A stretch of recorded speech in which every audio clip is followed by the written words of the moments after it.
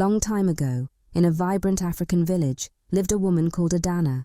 Adanna did not fit the traditional standards of beauty in her community, which prized slender figures. In other words, she was rather fat.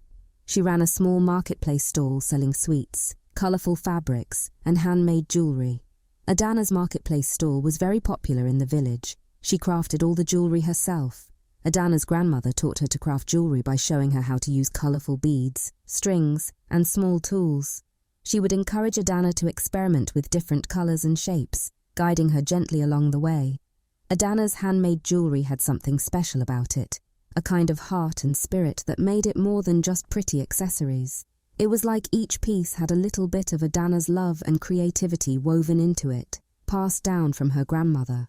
As Adanna became more popular, and her stall turned into a favourite spot in the village, some people started feeling jealous and resentful. They didn't like how successful she was, or how special she looked, and they made sure to let everyone know. One villager said, "Adanna's getting too full of herself with all the attention she's getting," while giving a disapproving look at her stall. Another whispered, "I heard she's not taking care of herself, eating too many of those sweets she sells," showing their bitterness. Adanna's heart sank as she overheard the hurtful remarks about her weight. She stood frozen, her eyes welling up with tears as the words pierced through her like arrows. The joyful atmosphere of the marketplace suddenly felt suffocating, overshadowed by the weight of the villagers' judgment. In that moment, Adanna's mind raced with a whirlwind of emotions. She felt a deep sense of betrayal, wondering how those she considered neighbours and friends could be so cruel.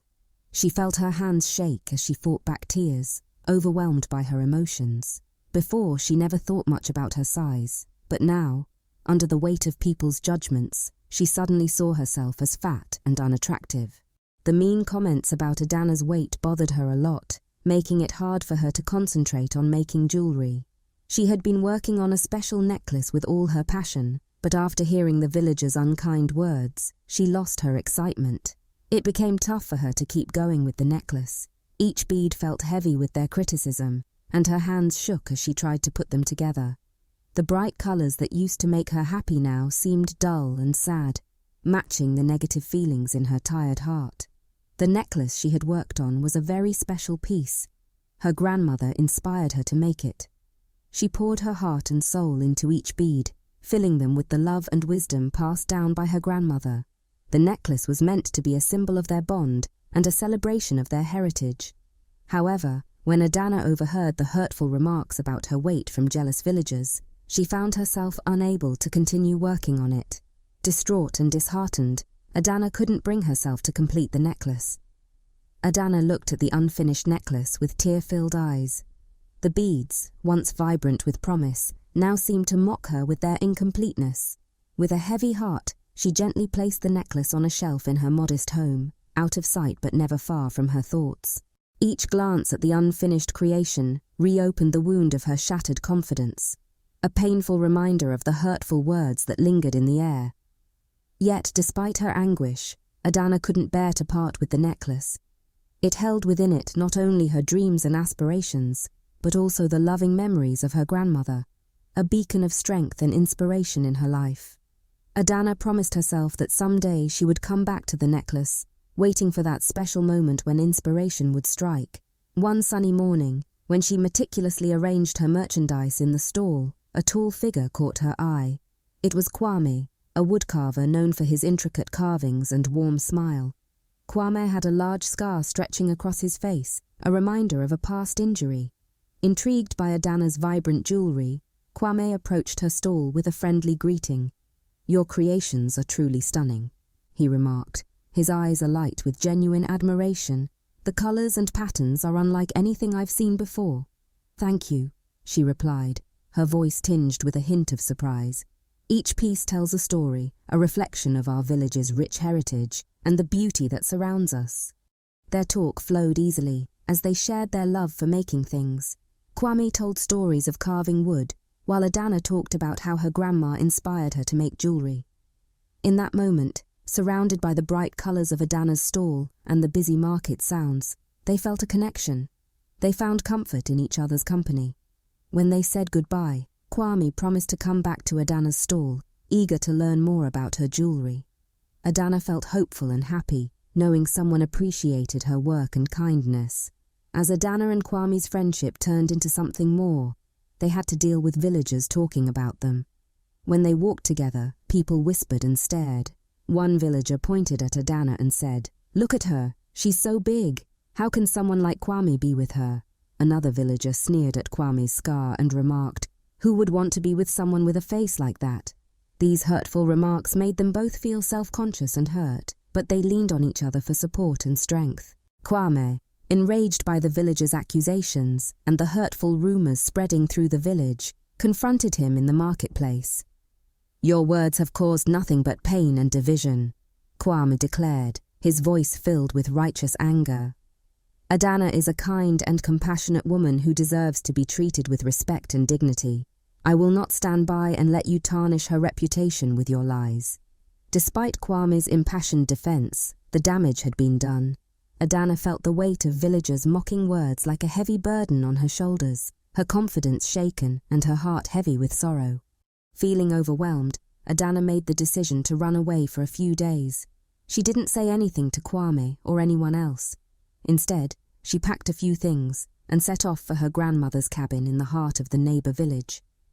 In the cozy cabin, Adanna felt peaceful. The gentle sounds of leaves and birds outside whispered to her, telling her to trust herself and be strong to face her problems. Sitting in her grandmother's armchair, memories of her grandmother's wisdom filled Adanna's mind like a bright light. She remembered her grandmother saying, "If you find someone who loves you truly, don't let go, no matter what others say." Those words touched Adanna deeply, reminding her of the love and support she always got from her grandmother. In that moment, Adanna understood that true love was special and valuable, something she needed to treasure and care for with all her heart. Feeling more determined, Adanna promised herself to stay with Quami, no matter what problems or people's opinions came their way. She believed their love was important and would fight to overcome any obstacles. As Adanna returned to the village, her heart filled with anticipation and longing to reunite with Quami and reaffirm their love.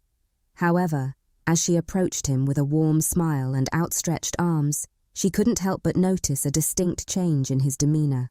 Gone was the usual sparkle in Quami's eyes, replaced by a distant and guarded expression. His smile, once bright and genuine, now seemed forced and strained. Adanna's heart sank as she realized that something had indeed changed in Quami, but she couldn't fathom why. "Quami, you seem different since I've returned. Is everything all right?" "I don't know, Adanna. Something inside me just feels broken. I am ugly. I don't deserve love." Adanna's heart sank as she saw the weight of the world in Quami's eyes. She had sensed his struggle, but hearing him admit to feeling broken tore at her soul. Quami's voice trembled as he spoke of the whispers and judgment that had plagued him in her absence. "I've been struggling with this overwhelming sense of failure. I feel like I'm letting everyone down." Adanna's heart clenched with empathy as she listened to Quami's words. She remembered the doubts and insecurities that had haunted her before she embarked on her journey to her grandmother's cabin. "I understand, Quami. I've had my own moments of doubt, but I've realized something during my time away."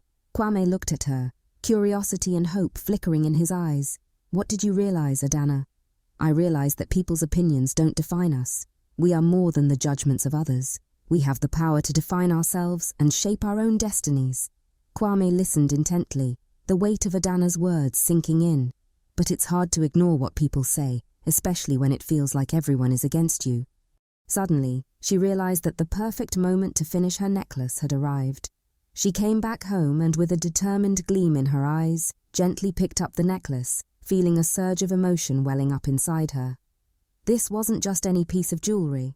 It was a symbol of hope and resilience, a tangible reminder of her unwavering support for Quami, of their love and belief in each other. With a renewed sense of purpose, Adanna poured her heart and soul into finishing the necklace for Quami. Each bead she carefully strung, and each knot she tied was infused with love and determination, a testament to their shared journey of resilience and self-discovery. Finally, the necklace was complete, shimmering with vibrant colors and intricate details. Adanna held it in her hands, feeling a sense of pride and satisfaction knowing that it would serve as a beacon of hope for Quami in his darkest moments. With a happy smile and love in her heart, Adanna put the necklace in a small box to give to Quami. Closing the lid, she felt peaceful and happy, knowing she made something really special for him. Adanna found Quami sitting under the shade of a baobab tree, lost in thought. As she approached him, he looked up, his eyes lighting up with curiosity and anticipation as he noticed the small box in her hands. "Quami, I have something for you." Kwami's heart skipped a beat as Adanna handed him the box, his hands trembling slightly as he opened it. Inside, nestled among soft velvet, lay the completed necklace, shimmering with vibrant colours and intricate details. Kwami's breath caught in his throat as he beheld the necklace, his eyes filling with tears at the sight of its beauty and significance. He looked up at Adanna, his voice choked with emotion. "Adanna, it's incredible, thank you." Adanna smiled softly, her heart swelling with love and pride as she watched Quami admire the necklace. He could feel the love and dedication that Adanna had poured into every stitch, and it filled him with a sense of warmth and gratitude. "I'll cherish this forever, Adanna. Thank you for believing in me." Adanna's eyes glistened with tears as she reached out to grasp Kwami's hand, her heart overflowing with love and affection. "I'll always believe in you, Quami. I'll believe in us. We're in this together, no matter what." With the necklace as a constant reminder of their love and commitment, Adanna and Quami embarked on a new chapter of their journey together, united in their determination to overcome any obstacle that came their way. Now, as they walked side by side, Adanna and Quami no longer felt bothered by the whispers and judgment of the villagers. Kwami's scar and Adanna's weight were simply parts of who they were, accepted and embraced by each other.